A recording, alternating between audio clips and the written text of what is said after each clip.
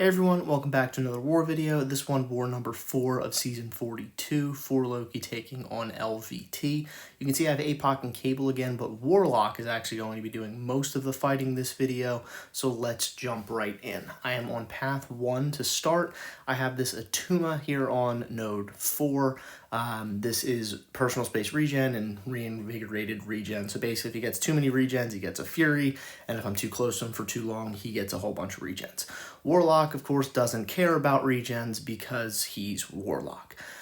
So with Attuma, I don't want to parry him because if I parry him, anytime he gets a parry, stun, he converts that into a concussion, and then if he gets a concussion, Attuma reverses all ability accuracy modification. So if you try to reduce his ability accuracy, it actually goes up, and if you try to increase it, it actually goes down. So he's a bit of an interesting champion here, but basically with Warlock, the plan is just to keep the infections on and throw special 3s. I don't want to throw my special 1 because although shock is good against Attuma, special 1s get rid of the infection, therefore he's not heal blocked.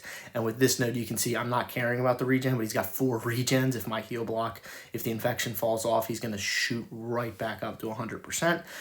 So I don't want to throw the special 1. I don't want to throw the special 2 because the special 2 has non-damaging debuffs and the armor breaks. So I am just throwing the special 3. You can see Warlock with this global is insane. I mean, he really is, because basically every hit he's just power burning, and with Warlock, whenever you drain, burn, do anything with their power, he inflicts a degen. So Warlock is a really strong attacker. Attuma can be really tricky to fight against, specifically on this node, but Warlock just able to destroy him.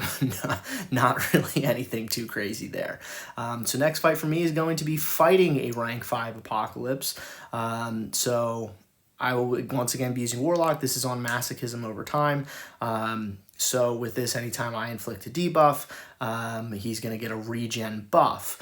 So it's a little bit different as to how it's worked in the past, because most of the time I take this node, I take this with Apoc, where I never have to worry about Masochism. But with this, with Warlock, without a White Nido pre-fight, I do need to worry about Masochism. So I'm going to want to parry. There I actually parried, and the infection failed the Masochism. There it didn't. So I wanted to parry before I threw my special 2, so that I got the full armor breaks on there. You can see it does a decent amount of damage. I am running the tech power back boosts just to kind of help with the damage output, because this is a beefy Apoc. Apoc has a bunch of health, as you've seen multiple times from me, on offense, but it's also pretty substantial on defense. One thing to also note is I do have the Cable synergy, which Cable is obviously a great synergy partner for Apoc, as I decided to just get hit there just to show everyone I had an indestructible boost. But Cable's also a really strong synergy partner for Warlock, because with Warlock, he basically has a chance to double the infections, and his infection ramps up very quickly that way, which is really helpful in nodes like this with a potential lot of regen. You can shut it off very quickly. So you can see here, Warlock really able to handle this fight pretty well.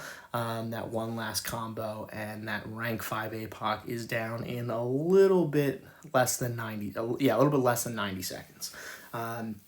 So next fight here is going to once again be node 20.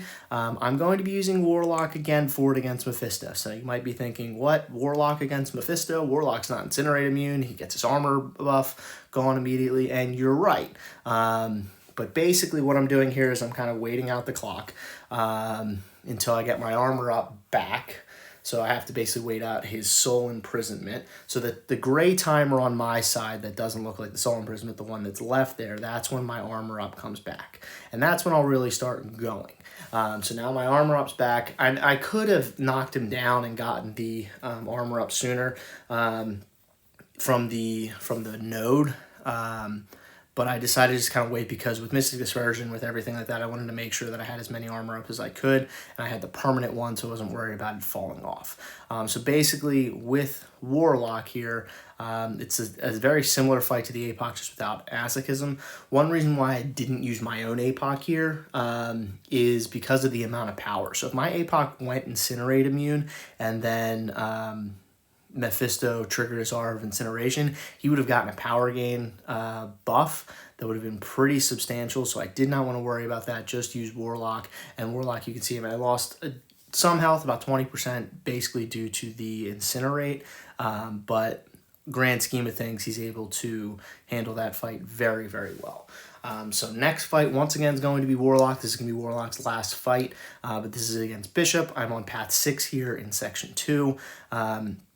Warlock, really, really good for Bishop because, especially with the global, he's able to just get rid of all of these prowesses essentially immediately. So this node starts with a prowess. Warlock's able to get rid of that.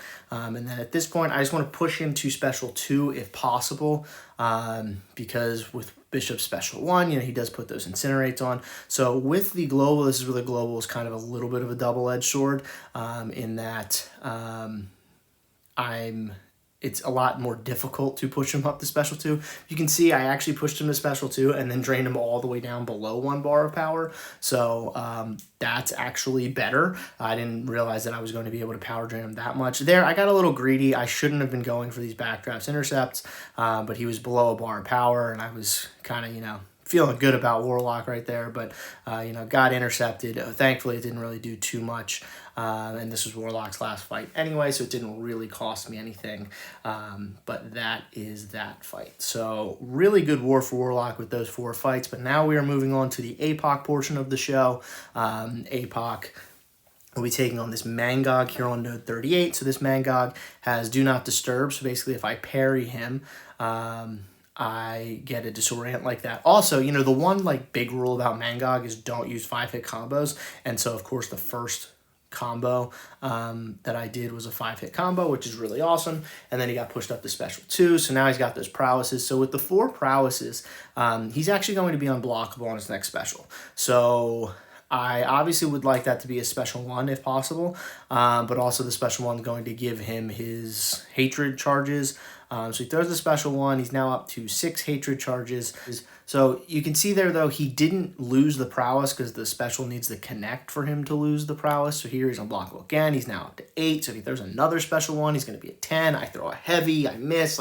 This is not going ideally here, because at this point he's either going to throw the special 1 like he did there and go unblockable and unstoppable, but thankfully, Apoc's concussion actually turned off the unstoppable portion of it, which was really huge in this fight. Otherwise, I would have been sitting in the corner just kind of baiting out heavies and trying not to get hit, and it wouldn't have been the end of the world, but you can see here, I'm already taking a lot of health.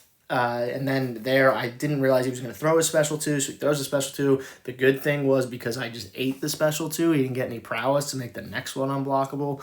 You can see here I throw another special 2, and that is finally enough to end that Mangog. So a little bit of a dicey fight there, not the cleanest by me, but Apoc able to get through.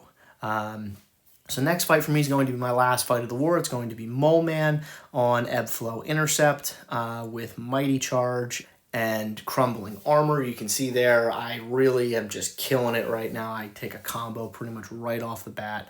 So one of the big things about Mole Man is you don't want to hit his block, but if he doesn't have any Monster Mass, you actually can hit his block. So that's why I did that there to get the stun.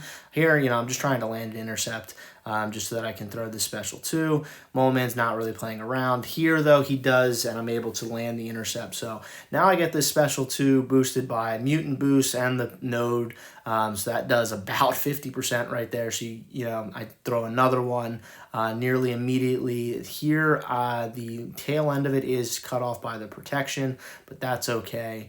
You can see 2 special 2s got him down to 13%. So I'm just, this special, he throws this one. I do get this final intercept, and I throw my special 1, and that's going to do it for Mole Man. So that fight, a lot cleaner than the Mangog fight. Mole Man is a global attacker, but Apoc, once again, just did not care. So 6 fights for me in this one, got through all of them. technically clean gets me to 19 on the season, and now a streak of 123. In terms of the war itself, we did drop this one. Good war over to you guys at LVT. So we are now 3-1 on the season. We are currently in 5th place overall, so still pretty well set up for the rest of the season. And hopefully we can get back into the win column in this next one. But that will do it for this one. Thank you for watching. Hope you enjoyed it, and I will see everyone soon.